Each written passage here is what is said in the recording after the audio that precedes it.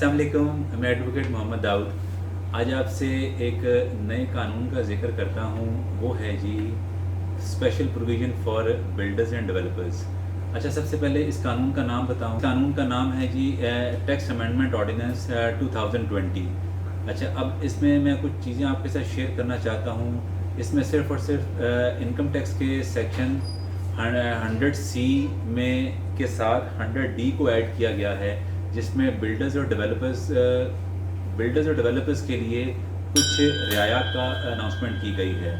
अच्छा, इसके साथ साथ कुछ रूल्स भी वाज़ह कर दिए गए हैं। अच्छा, मैं कुछ आपको बताता हूँ। सबसे पहले हम इसको शुरू करने से पहले मैं आपको ये बता दूँ, बिल्डर्स और डेवलपर्स बेसिकली ये होते कौन कौन हैं। बिल्डर्स का जिक्र करें, वो लोग हैं जो कंस्ट्रक्शन करते हैं रेजिडेंशियल और कमर्शियल बिल्डिंग्स को और प्लाज़ो वगैरह को।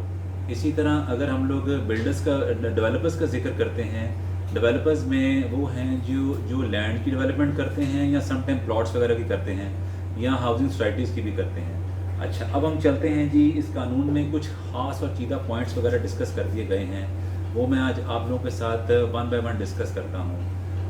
इस कानून में उन्होंने कुछ चीज़ें ऐड की हैं और कुछ हिदायत भी दी हैं बिल्डर्स और डेवलपर्स को। अब वन बाय वन आपको मैं पॉइंट्स के बारे में बताता हूँ। अच्छा, इसके साथ साथ अगर लेके चलें, कुछ रियायत तो दी जा रही हैं, लेकिन कुछ चीज़ें इन्होंने माइनस भी कर दी हैं। माइनस करने का मतलब है वो हम लोग विद होल्डिंग की मद में क्लेम नहीं कर सकते।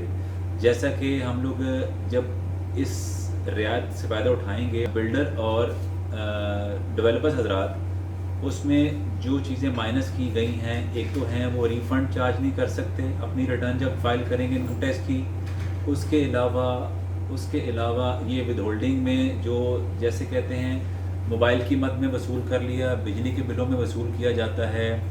उसके अलावा ऑफिस के कोई टेलीफोन के अखराजात हैं, उस पर क्लेम करना है, वो भी नहीं मिलेगा।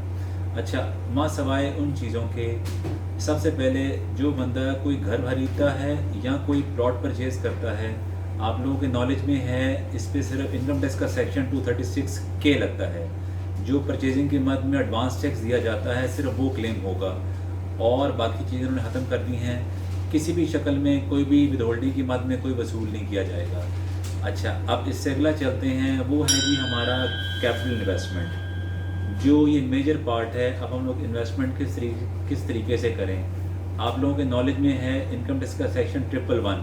ये वो सेक्शन है जिसमें FBR वाले हमसे वो सवाल पूछ लेते हैं कि किसी भी वेल्थ स्टेटमेंट के अंदर जब हम लोग कोई एसेट को इंक्रीज़ करते हैं, चाहे वो कैपिटल शक्ल में हो, चाहे प्लॉट लिया हो, चाहे कोई इन्वेस्टमेंट डाली हो या कोई ऐसा मेजर एक्सपेंस किया हो, उसको एक्सप्लेन करना काफ़ी मुश्किल होता है।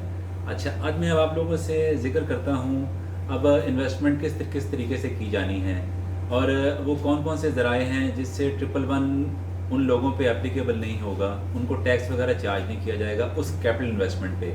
अच्छा, सबसे पहले इंडिविजुअल्स हैं जी, लेकिन कुछ कंडीशंस हैं जिनको हमने फॉलो करना बहुत ज़रूरी है। सबसे पहले ये है जी, नया बैंक अकाउंट ओपन करें, बहुत ज़रूरी है। अकाउंट ओपन किया जाएगा। हमारी इन्वेस्टमेंट ज़रूरी है, हमारी इन्वेस्टमेंट जो 31 दिसंबर 2020 से पहले हो जाए, वो बहुत ज़रूरी है। ये है इंडिविजुअल्स के लिए। उसके अलावा ज़रूरी है कोई प्लॉट वगैरह परचेज़ किया जाता है, उसमें भी ज़रूरी होगा अकाउंट। और बहुत ज़रूरी है एक और चीज़, वो ये प्लॉट की ऑनरशिप भी बिल्डर और डेवलपर के नाम पे होनी चाहिए। तीसरी वो चीज़, हमें बैंक अकाउंट ओपन करना है, बैंक अकाउंट के बाद उसमें ट्रांजैक्शन भी आनी चाहिए। लेकिन ज़रूरी है जो भी प्रोजेक्ट किया जा रहा है, न्यू प्रोजेक्ट हो, उसमें ज़रूरी है कि फुली यूटिलाइज़ किया जाए, तभी इसको एग्जम्पशन का वो मिलेगा जी, बेनिफिट मिल सकता है। इसके साथ साथ हम लोग चलते हैं जी AOP एसोसिएशन ऑफ पर्संस की तरफ और कंपनी की तरफ। कंपनी में भी ज़रूरी है जो हमारी ऑनरशिप है वो कंपनी के नाम पे हो प्लॉट की, या फिर हमारे पास वो जो लैंड है चाहे डेवलपमेंट की फॉर्म में हो या कंस्ट्रक्टेड की फॉर्म में हो, हमारी उस कंपनी के नाम पे होनी चाहिए या एसोसिएशन ऑफ पर्संस के नाम पे होनी चाहिए, तभी बेनिफिट लिया जा सकता है। अच्छा, अब इसके साथ साथ आपको मैं एक चीज़ और बता दूं, जब हम लोग कैपिटल इन्वेस्टमेंट कर रहे हैं, एक दो रूल्स और बहुत अच्छे हैं।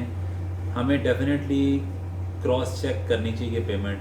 जो किसी ओपन प्लॉट की मद में करेंगे तो लाजमी है कि 31 दिसंबर 2020 से पहले हो जाए।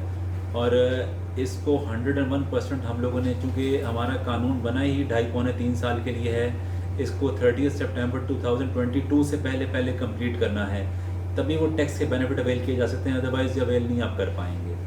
अच्छा, अब इसके साथ साथ हम लोग चलते हैं, थोड़ी सी एग्जम्पशन भी हैं। हम लोग अपने इनकम टैक्स के स्केजुअल 2 में बात करें, जो थोड़ी एग्जम्पशन दी गई है वो इसमें ही शामिल है जी। हमने जो इसको सेल करने पे जो हमें कैपिटल गेन की मद में आता है, इनकम आ रही है या को गेन हमें आ रहा है, उसकी 2 स्पेशल कंडीशंस हैं। वो ये है, अब प्लॉट या वो घर हमारे सेल्फ यूज़ में होना चाहिए, और उसमें जो बिजली का मीटर लगा है या कुछ भी हो, हमारी यूटिलिटी जो भी हो वो उसके अंदर उसमें हमारे नाम पे ही होनी चाहिए, तभी बेनिफिट अवेल किया जा सकता है, नहीं। उसके बाद दूसरी ऑप्शन ये है, ज़रूरी है, जब हम लोग अगर इसको 2 चीज़ों में डिवाइड कर लिया जाए। पहला ये, बिल्डर्स की मद में देखें, कोई प्लॉट हो, उसका ग्रे स्ट्रक्चर हमें किसी अप्रूविंग अथॉरिटी से अप्रूव करवाना है, या फिर इन्होंने एक काम और कर दिया है, नेस्पाक को इन्वॉल्व कर लिया है। नेस्पाक के बगैर हम लोग ग्रे स्ट्रक्चर का वो सर्टिफिकेशन नहीं करवा सकेंगे। इसी तरह ही हम लोग डेवलपर्स की तरफ चलते हैं। डेवलपर्स में भी बहुत ज़रूरी है हमारी लैंडस्केपिंग या तो किसी जेन्युइन अप्रूविंग अथॉरिटी की तरफ से होनी चाहिए, नहीं तो नेस्पाक को इन्वॉल्व किया गया है इन्होंने, जो इस कानून का हिस्सा बन गया है। इन दोनों ने सर्टिफिकेशन देनी है तो ही मामला क्लियर होंगे। तीसरी और आखिरी चीज़ ये है, हमें चूँकि टैक्स केस में बेनिफिट ऑलरेडी मिल रहे हैं, बट कुछ रूल्स को फॉलो किया जा रहा है। वो ये है, जैसे कि मैंने पॉइंट्स आपको पहले बताया, इससे आखिरी पॉइंट ये है कि हमें एक चार्टर्ड अकाउंटेंट कंपनी को भी हायर करना है। हमें लाजमी बताना है कि कितना एरिया हम लोगों ने प्लॉट की बुकिंग कर ली है 30 सितंबर 2022 से पहले। इसी तरह कितना एरिया है जो अनबुक है। इसके साथ साथ लेके चलें, जो एग्जिस्टिंग प्रोजेक्ट्स चल रहे हैं उनको भी उन्होंने कुछ थोड़े से बेनिफिट दिए हैं कि वो इसमें साथ शामिल हो सकते हैं। कुछ रूल्स को फॉलो करना है तो ही मामला चलाए जा सकते हैं। इससे अगला मैं आपसे जिक्र करता हूँ, वो है जी इनके रूल्स।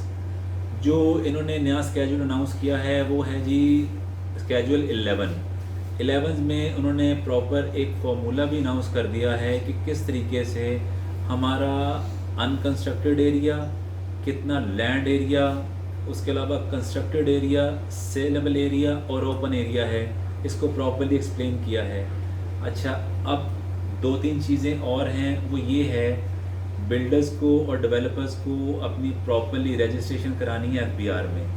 उन्होंने एक तरीका वाज़ह कर दिया है, वो रजिस्ट्रेशन होगी तो ये बेनिफिट अवेल किए जा सकेंगे। इन्होंने रूल्स में ये भी बता दिया है कि किस तरीके से आपको एनुअल रिटर्न फाइल करनी है, किस तरीके से एफबीआर में रजिस्ट्रेशन होनी है, और कितना एरिया हमने एफबीआर को एक्सप्लेन करना है हर साल।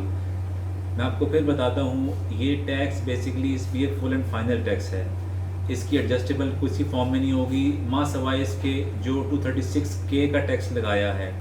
अच्छा, अब मैं आपके साथ एक पिक्चर भी शेयर कर लेता हूँ। वो पिक्चर है जिसमें उन्होंने बता दिया गया है पर स्क्वायर फुट का क्या हिसाब लेंगे, पर स्क्वायर यार्ड का क्या होगा, रेजिडेंशियल हो, कमर्शियल हो।